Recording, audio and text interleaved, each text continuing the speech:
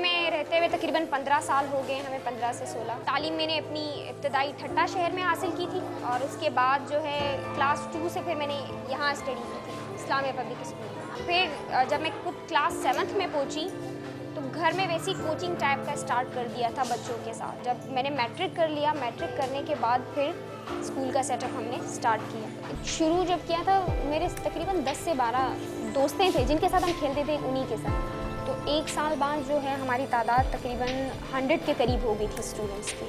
Matric जब मैंने घर में कंप्लीट कर लिया, स्टूडेंट्स की तादाद दिन ब दिन बढ़ने लगी। अब ये फील हुआ कि इसको किसी जगह में शिफ्ट किया जाए। जगह कौन, चूँकि मेल कोई नहीं था, उसमें सिर्फ हम 5 लड़कियां थी, जिनमें सबसे जो बड़ी लड़की थी जिसकी उम्र तकरीबन 16 साल थी और वो मैं खुद थी। यानी यहाँ फिर हम लोगों ने शिफ्ट होने का इरादा किया। तो इस जगह की कंडीशन जैसे थी इस तरह से नहीं है।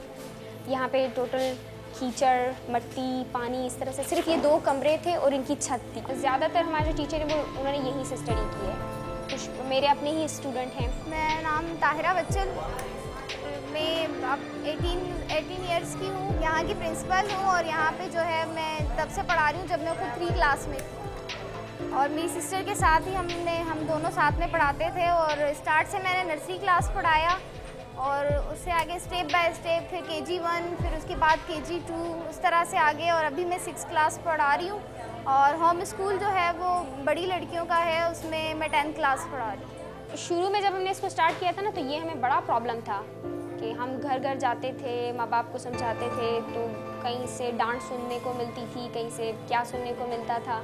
ये लोग हमारे मुँह पे दरवाजे बंद करके मार देते थे कि तुम लोगों ने पढ़ा हुआ, अच्छा है तुम्हारे माँ बाप ने पढ़ाया, हम अपने बच्चों को नहीं पढ़ाएंगे और ना ही हमारे पास इतने पैसे हैं। तो लोग ज़्यादा इस बात को प्रेफर करते थे कि हमारा बच्चा बाहर जाएगा। से यहाँ पे हमारे इर्द गिर्द में ना 2-3 छोटे छोटे कारखाने हैं जहाँ पे बच्चों को डेली वेजिस पे 50-100 रुपये की दिहाड़ी के हिसाब से रखा जाता है।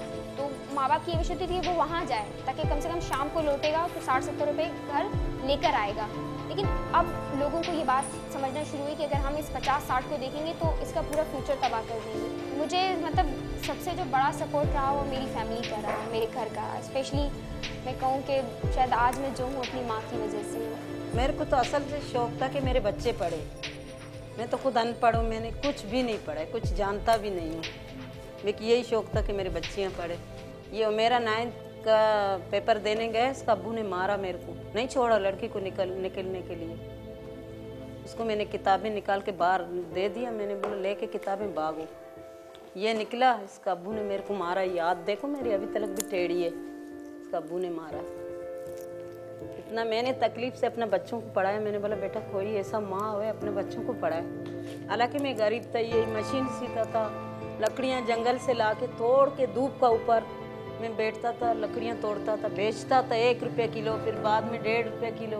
पर मैंने बच्चियों को अपना कोई तकलीफ नहीं दिया, पढ़ाया, इस मंजिल तक के लोगों को मैंने पहुँचा। तालीम ज़रूरी है, आज तालीम पढ़ा हुआ ये लोग इतना मंजिल में पहुँचे हैं। अगर मेरे जैसा जाहिल होता था, सुबह शाम मियाँ का गालियाँ सुन, घर में सारा दिन मेहनत कर। औरतों के लिए तालीम ज़रूरी है क्योंकि एक औरत ही वो होती है जो एक उससे आगे जो है वो नस्ल बढ़ती है। इल्म हासिल करके ही इंसान हर शोबे पे पहुंचता है ना। अगर कोई डॉक्टर है तो तालीम की वजह से, लॉयर है तो तालीम की वजह से, है ना। हर प्रोफेशन में तालीम का होना ज़रूरी है।